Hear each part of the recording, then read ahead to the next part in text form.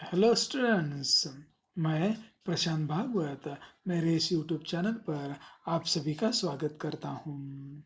YouTube के माध्यम से आप मेरी वीडियो गाइडेंस सीरीज देख रहे हैं और यह वीडियो गाइडेंस सीरीज मैंने आपके क्लास 10 के अंग्रेजी सब्जेक्ट को मुख्य पॉइंट्स के दौरान इस्तेमाल की है। आपका जो अंग्रेजी का कोर्स बुक है उसके ऊपर मैंने कई सारे वीडियोस बनाए हैं और आपको पसंद भी आ रहे हैं। आज का वीडियो सेगमेंट मैं लेकर आया हूँ आपके एक्टिविटी शीट के क्वेश्चन 3rd बी के बारे में, जो कि है एप्रिसिएशन ऑफ द पोएम। आज के इस वीडियो सेगमेंट में आप देखेंगे द वर्ल्ड इज माइन इस 4.1 कविता का appreciation of the poem. Appreciation of the poem अर्थात काव्य रसग्रहण। काव्य रसग्रहण लिखते समय आपको इस प्रकार का क्वेश्चन प्रश्न पत्र में दिखाई देगा और अलग अलग कुछ पॉइंट्स आपको दिए जाएंगे। वो इस प्रकार से होंगे: first title, second name of the poet, third rhyme scheme, fourth figure of speech and fifth is theme और सेंट्रल आइडिया। ऐसे 5 पॉइंट आपको कवर करने होंगे और 5 पॉइंट कवर करने के बाद आपको 5 गुण मिल सकते हैं। वो किस प्रकार से होंगे: title will have half mark, name of the poet carries half mark, rhyme scheme for 1 mark, figure of speech for 1 mark और theme और central idea for 2 marks। तो चलिए आज की कविता का रस ग्रहण देखते हैं। पहला पॉइंट है टाइटल और आज की कविता है द वर्ल्ड इज माइन।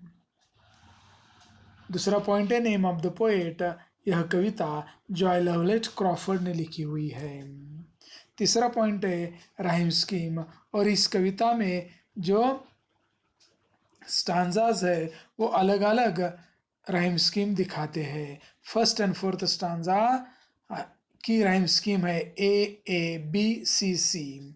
दूसरे स्टांजा की राइम स्कीम है A B B C C D D और थर्ड स्टांजा इसकी राइम स्कीम है ए बी बी सी सी। इस प्रकार से राइम स्कीम इस कविता में इस्तेमाल हुई है। इस कविता में फिगर ऑफ स्पीच आप पढ़ेंगे अपोस्ट्रोफी और इन्वर्जन। स्क्रीन पर 2 नाम दिख रहे हैं लेकिन आपको एक ही अलंकार का नाम जवाब में लिखना है। जो थीम और सेंट्रल आइडिया का पॉइंट है वही आपका ब्रॉड क्वेश्चन है और उसके जवाब में आपको 3 या 4 पंक्तियां लिखनी है। जवाब कुछ इस प्रकार से होगा: the theme of the poem is that one must be grateful to God for the good things in life. इस कविता का जो थीम है वो इस प्रकार से है कि हम सभी को अपने जीवन में जो भी अच्छी घटनाएं घट रही है उसके लिए हमेशा भगवान का आभारी होना चाहिए।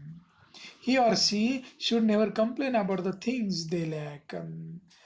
हमारे जीवन में जो भी चीजें हमें नहीं मिलती इसके लिए हमें भगवान से तकरार नहीं करनी चाहिए।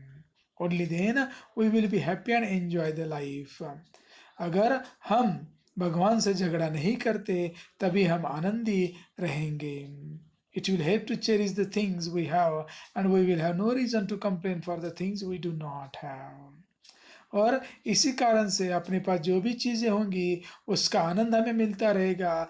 जो चीज़ें हमारे पास नहीं है उसका दुख भी नहीं होगा। जब आप ये 5 पॉइंट कवर करेंगे तो आपका जवाब कुछ इस प्रकार से दिखाई देगा। But you have to cover all the 5 points: title, name of the poet, rhyme scheme, figure of speech and theme and और सेंट्रल आइडिया। ये सब लिखने के बाद इस प्रकार से जवाब दिखाई देगा। Concentrate on the format of the answer.